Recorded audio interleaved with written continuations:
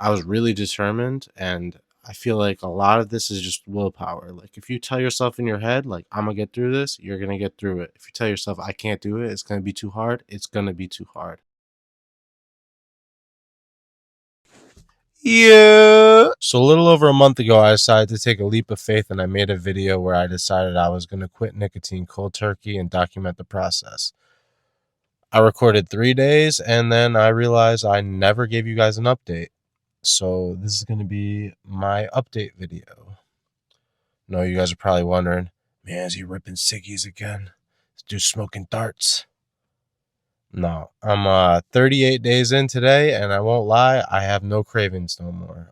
If you would have told me that this is how it would have went, I would have told you you were smoking crack. So if there's anybody out there that's doubting themselves or they're in the middle of their journey and they're feeling like I need to stop this, I need a bogey, I'm hoping that this update video will help.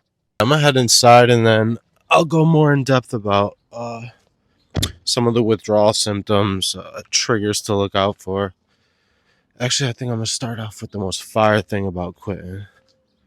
All right, edited in a sick transition right here.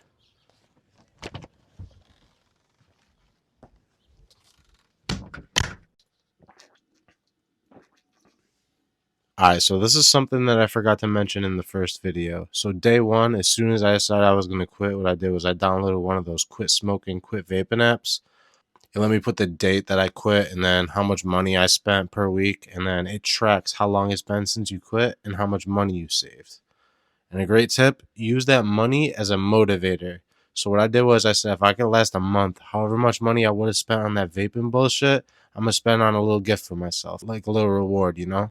What I ended up getting was a fishing license and a whole bunch of fishing equipment. And I've been having a blast fishing with the homies lately. Yeah, we out here in the Amish catching fucking big bass with the boys. You could also be more responsible and use that money for investing or saving up for a big purchase or something, but I enjoy my hobbies. Anyways, I ran you through the first 3 days in that video, so now I'm going to run you through the remainder of the first week. So the irritability was there the entire first week. So was the brain fog. I kind of felt like a zombie.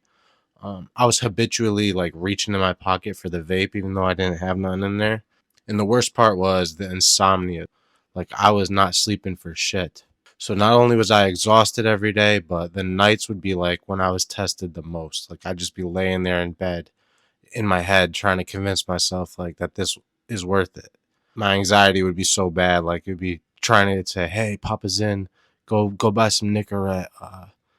But I was already past the point where the nicotine was out of my system, so I knew that taking a step backwards like that was not in my cards. Like I was really determined, and I feel like a lot of this is just willpower. Like if you tell yourself in your head like I'm gonna get through this, you're gonna get through it. If you tell yourself I can't do it, it's gonna be too hard, it's gonna be too hard.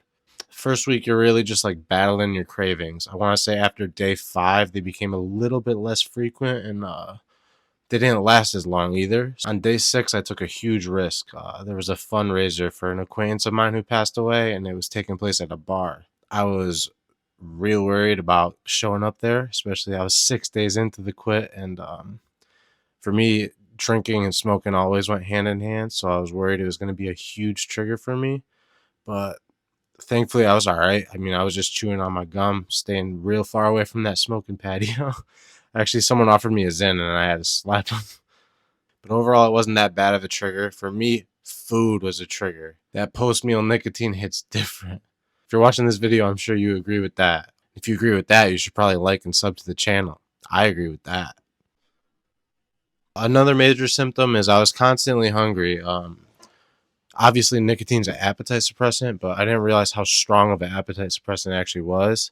Like, I was starving every day. I'm not gonna lie, even to this day, my appetite is stronger than it was back when I was using nicotine. So I see how people gain weight when they quit. Like, that's a big worry that a lot of people have, and I think a lot of it has to do with overeating. I'm real strict on my diet. Count calories. I don't really have no cheat days or anything like that, but I think nicotine also speeds up your metabolism because even though my diet was on point, ate the same amount of calories, exercised the same amount, I still did gain like 5 pounds that very first week. I ended up losing it the following week, but I thought it was just worth mentioning. All right, let's get into week 2. So week 2 is both good news and bad news. I'll start with the good. This is the last week of legitimate cravings. I feel like after the second week, I was like officially free from the chains of the addiction and shit. I still get occasional thoughts about nicotine products, but I'm able to like just laugh them off. Really, they pass fast. It's just like a thought. It's not like a I want to use. It's like a oh, what if I vaped? Stupid thought, but they're still there. Week 2 is also where my sleep started to return back to somewhat normal. I'm gonna be honest, I was kind of oversleeping a bit, but at least I was sleeping. And the wildest part was I was already starting to feel my lungs improving. I'm big into fitness, so I would try to jog and shit back when I was vaping, but I would not even be able to go a quarter mile before I had to stop huffing and puffing, dying. Now I try to run a mile like a couple times a week and my time is improving. So, but week 2 is when I started to notice that I was able to go further each time. And like from then on, it's just been better and better and better and better and better. So the vaping shit is not harmless. Now let's get into the bad. Um, I'll be honest, week 2, I was the most depressed I have ever felt in my life. I think it might have been from all the stress and just being run down from the lack of sleep. I was legitimately having suicidal thoughts. Um, I had this like overwhelming lack of motivation. I spent most of the days just chilling in bed, unable to get out of bed.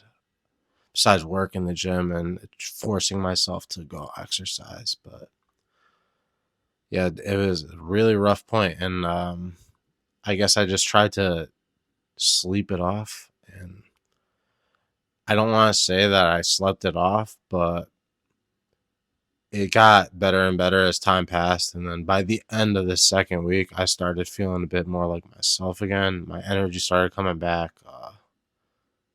Damn, I don't know why I got so emotional there, but yeah.